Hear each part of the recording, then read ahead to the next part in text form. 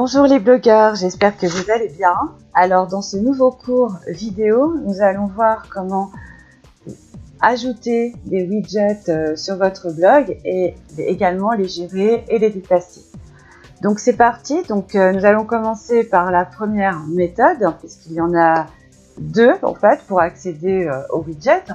Donc on se rend à gauche sur le tableau de bord de notre blog WordPress. Ensuite, on clique on passe la souris plutôt sur Apparence et puis on clique ici à droite sur Widget. Voilà, alors comme on peut le voir, un certain nombre de widgets s'affichent. Donc ici, à gauche, se trouvent tous les widgets qui sont disponibles, c'est-à-dire ceux que vous pouvez ajouter à votre blog. À droite ici se trouvent les widgets qui sont déjà installés. Donc sur différents emplacements de notre blog, c'est-à-dire la barre latérale, le pied de page, etc. Enfin, tout dessous se trouvent les widgets désactivés, c'est-à-dire ceux qu'on ne souhaite pas utiliser un certain temps. Voilà. Alors il faut savoir que selon les templates, un certain nombre de widgets s'affichent et ce n'est pas toujours les mêmes. Donc ça dépend tout de vos templates.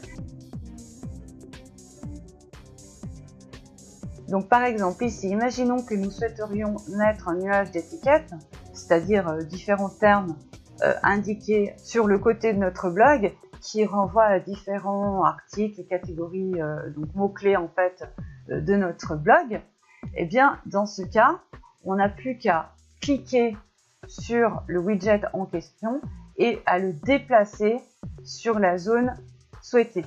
Donc imaginons que je souhaite placer ce nuage d'étiquette tout en bas ici, et bien je n'ai juste à faire un glisser-déposer. Voilà, tout simplement, et il s'affiche. Alors ensuite, si vous le souhaitez, et bien vous pouvez gérer ce widget.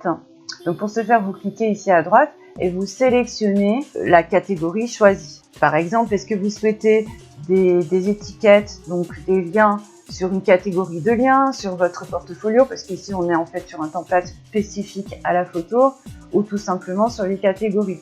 C'est à vous de le spécifier. Ici, vous pouvez changer le titre et indiquer un autre titre. Et lorsque vous avez terminé, il suffit ici de cliquer tout en bas sur le bouton bleu sur enregistrer. Donc ensuite, vous vous rendez sur votre blog, vous rafraîchissez la page et le nuage d'étiquette devrait se trouver en dessous.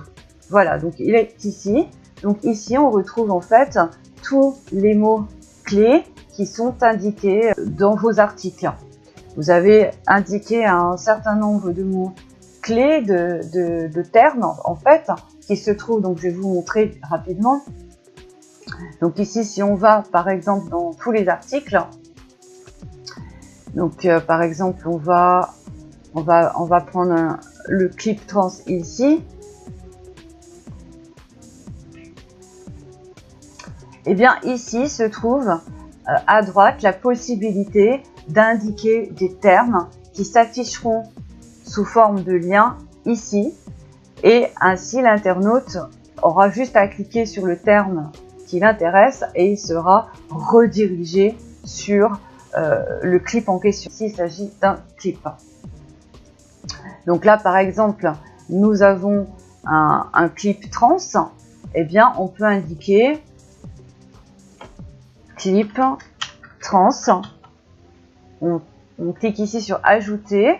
Alors ensuite, il suffit ici de cliquer sur le bouton bleu, donc mettre à jour.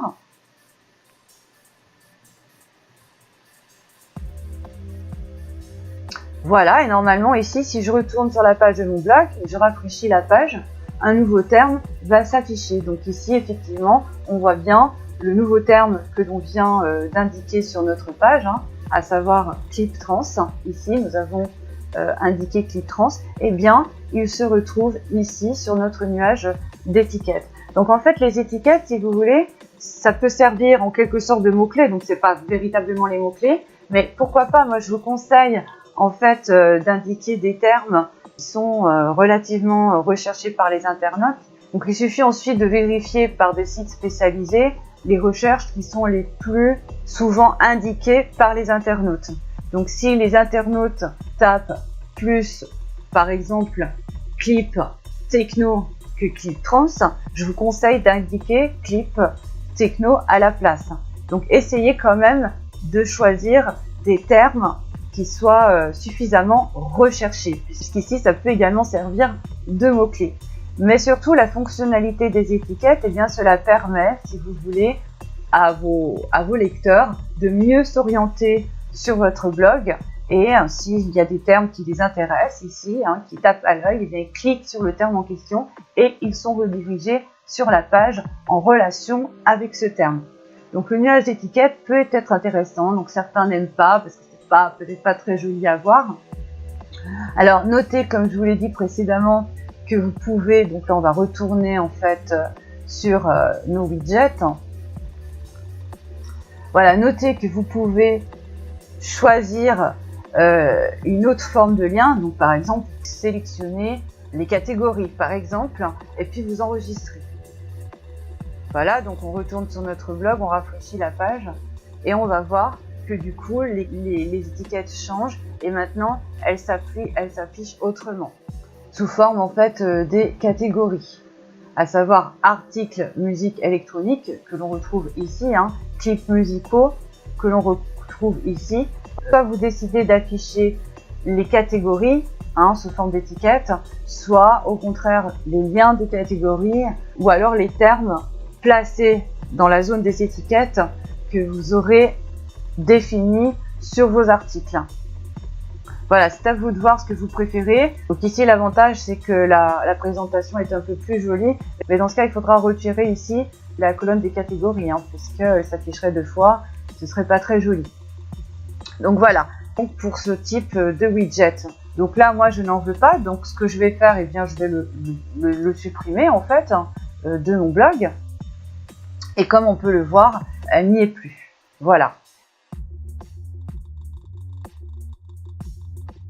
Donc ensuite, vous pouvez aussi placer un menu personnalisé, un calendrier, les archives de votre blog, pourquoi pas aussi une sorte de plan. Vous pouvez aussi découvrir d'autres widgets selon votre template.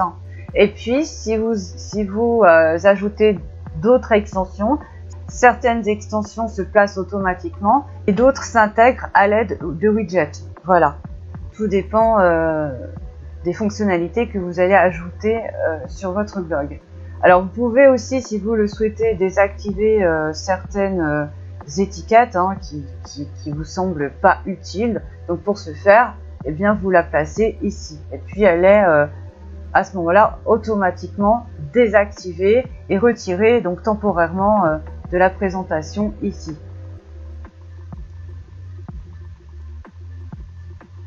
Voilà, alors une autre manière, donc la seconde méthode pour accéder aux étiquettes, c'est de se rendre ici sur Apparence, puis sur Personnaliser.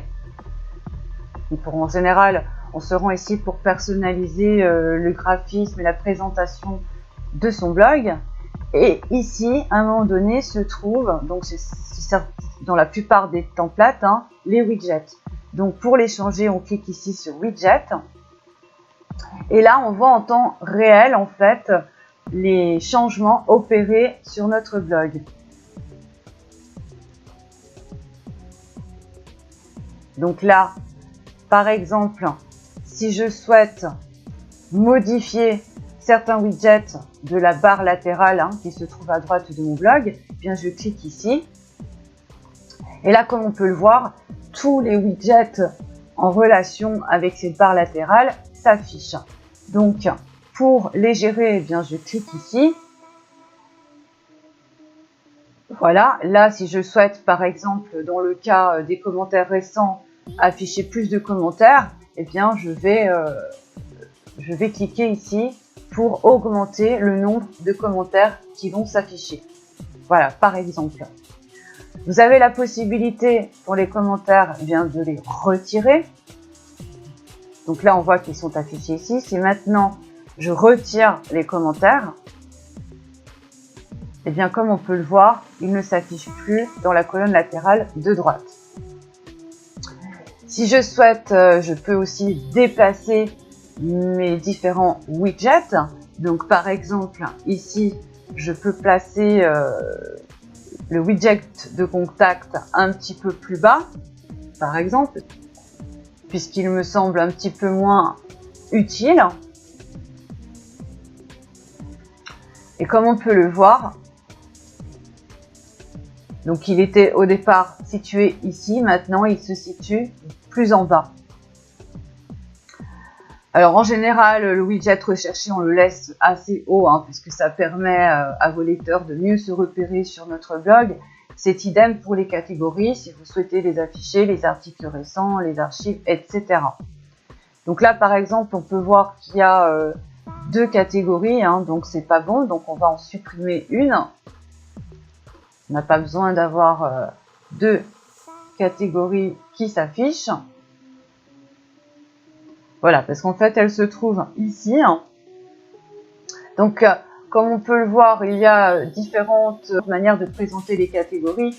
Donc, soit comme ceci, où la personne choisit directement dans le menu qui s'affiche la catégorie qu'il souhaite, soit on les dispose tous les uns après les autres de façon visible.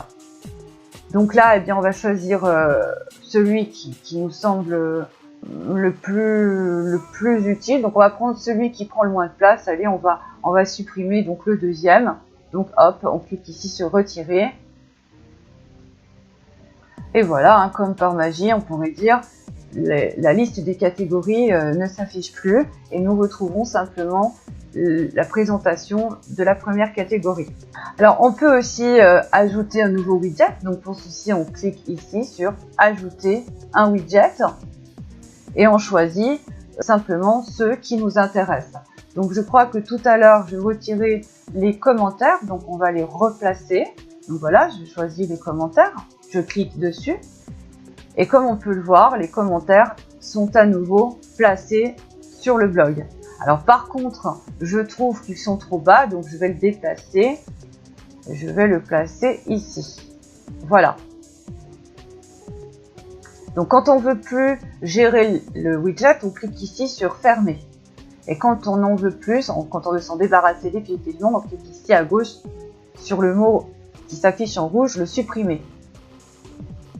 Alors il existe également des widgets texte, il faut le savoir, qui nous permettent d'intégrer des codes HTML.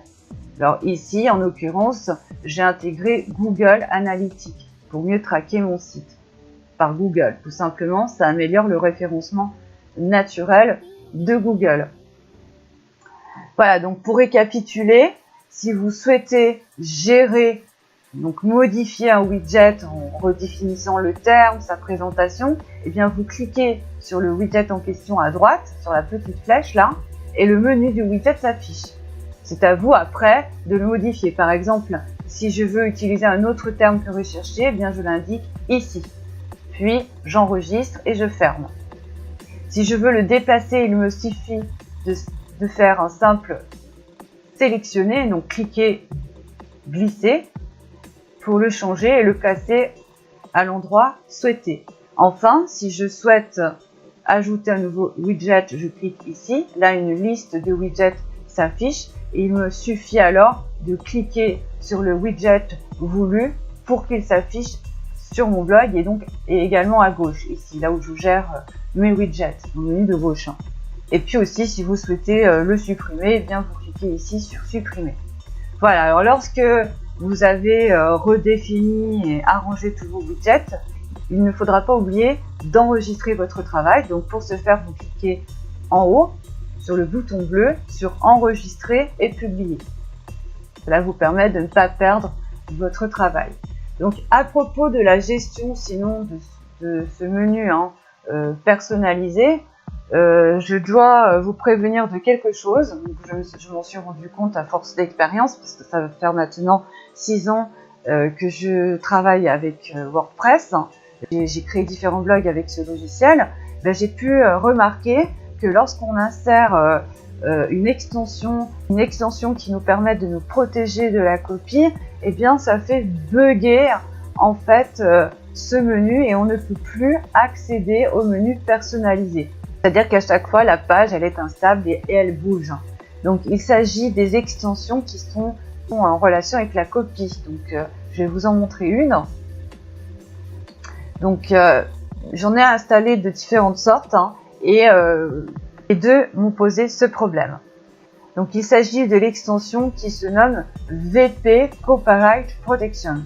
D'ailleurs, pourquoi ici je l'ai désactivée? Car elle me posait problème justement pour me rendre dans la gestion de l'apparence de mon blog.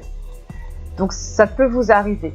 Voilà pourquoi je vous conseille, si vous souhaitez gérer l'apparence de votre blog, de désactiver pour un moment donné l'extension en question. Puis ensuite, si vous souhaitez l'activer à nouveau, il suffit de la cocher et de cliquer ici sur activer. Donc, à ma connaissance, seules ces extensions ont posé ce problème. Si vous en connaissez d'autres, n'hésitez pas à me l'indiquer en commentaire sous la vidéo ou sous l'article de mon blog afin de prévenir d'autres utilisateurs de WordPress. Ça peut toujours être utile. Donc, voilà encore d'ailleurs une nouvelle fonctionnalité de la désactivation d'une extension. Par exemple, lorsqu'elle gêne pour quelque chose, au lieu de la supprimer, on va la désactiver à un moment donné, le temps par exemple, dans mon cas, par exemple, que l'on gère les paramétrages du menu apparence de notre blog. Et puis ensuite, lorsque l'on a fini, eh bien, il suffit de se rendre sur l'extension qui pose problème et de la réactiver à nouveau. À mon avis, donc, il est inutile de la supprimer dans les situations où elle pose de légers problèmes, comme celui-ci. Voilà, écoutez, j'espère que vous avez bien compris ce cours sur les widgets. N'hésitez pas à placer des commentaires sous la vidéo si vous avez des questions en relation avec ce cours. Et je vous dis à bientôt pour une prochaine vidéo.